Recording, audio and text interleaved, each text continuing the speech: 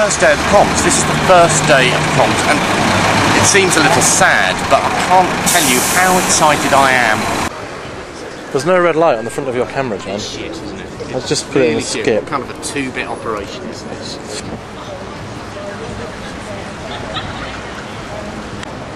So why are all these people here? Why are they here? They're here because they are the proms. All of these people, all the way up there, all the way down here, and down to the bottom of that road, all of them, they're queuing for a ticket first night at the proms. You could book in advance and then you could turn up at 28 minutes past 7, sit in a nice comfy seat in the Royal Albert Hall, or you could do what all of these people are doing.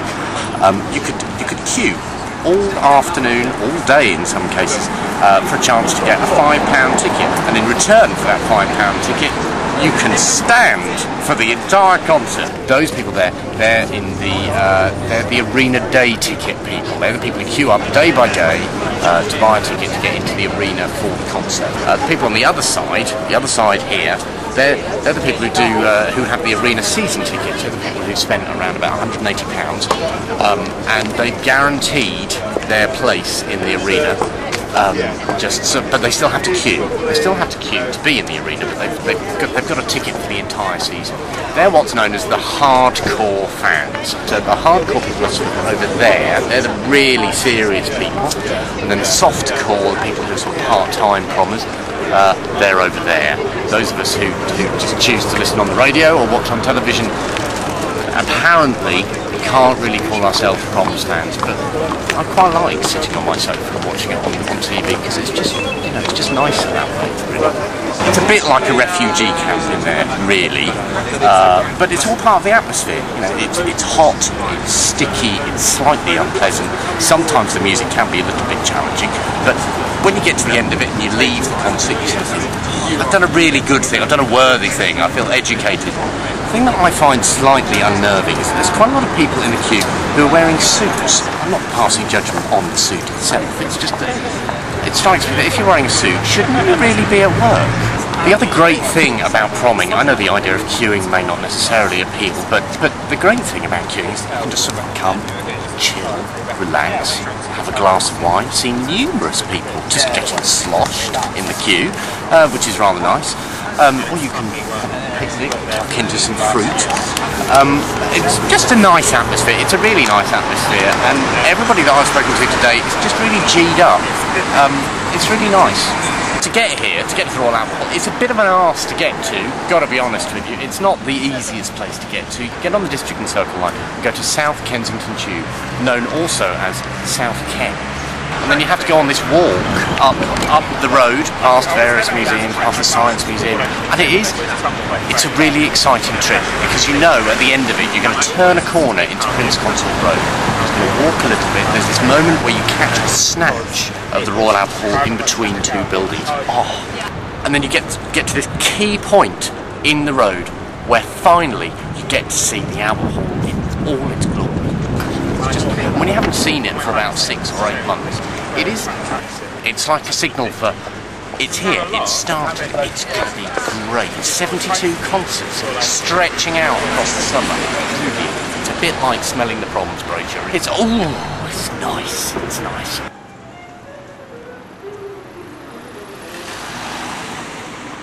Here's just one or two little proms facts for you, a bit of proms history for those people who like history bits. So the idea for the hall came out of this, the success basically of the Great Exhibition in 1851. The Great Exhibition was held in 1851. It was also held in Hyde Park, and obviously it was great. It was a great success. Prince Albert was so pleased with it that he thought it would be great to have some kind of permanent facility for concerts and conferences, arts things. It took a bit of time for them to get things together, frankly. It took very nearly 10 years after the initial idea, and unfortunately in the process of putting the ideas together, Prince Albert went and died, which was a terrible shame. That was a terrible shame. Such a shame, in fact, that the Queen Victoria decided that whatever was built would be a memorial to Prince Albert. Hence why it's called the Royal Albert Hall.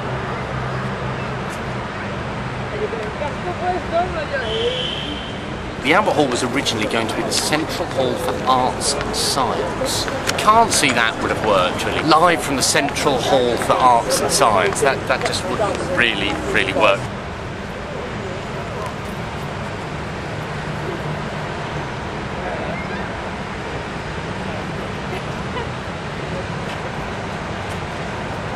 First foundation stone was laid by Queen Victoria in 1867, and then finally the hall was opened on the 29th of March 1871 during the first concert. It was discovered that the acoustics were not very good, which must have been terribly disappointing for everybody who worked on it.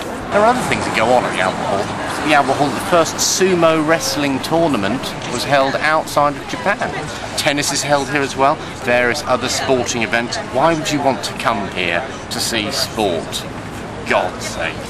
One piece of Proms history that isn't really known about, possibly because no one's really interested, is that it was right here,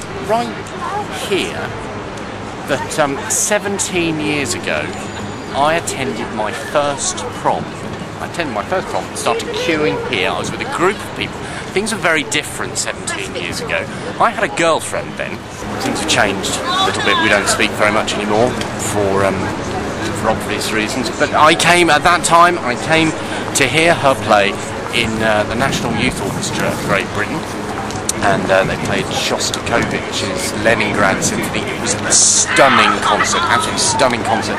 Loads and loads of people had queued up that day. Me and my friends had spent the entire day sat down there playing cards and drinking and having a picnic, and it was lovely. It was a really special day. This is the business end. This is the bit that really excites me, largely because everything around here has got that gorgeous BBC font. Look up there.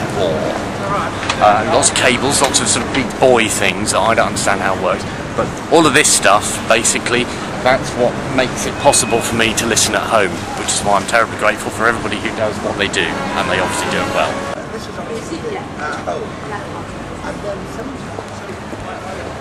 Saw Charles Hazelwood earlier on, that was a bit of a treat. At the first night of the Proms in 2002, Charles Hazelwood, lovely Charles Hazelwood, had to just remind him that whatever he saw on the internet was obviously meant in good humour. The side that greeted me when his Head and Shoulders appeared on screen was quite disturbing. Believe me, he was wearing quite a loud shirt.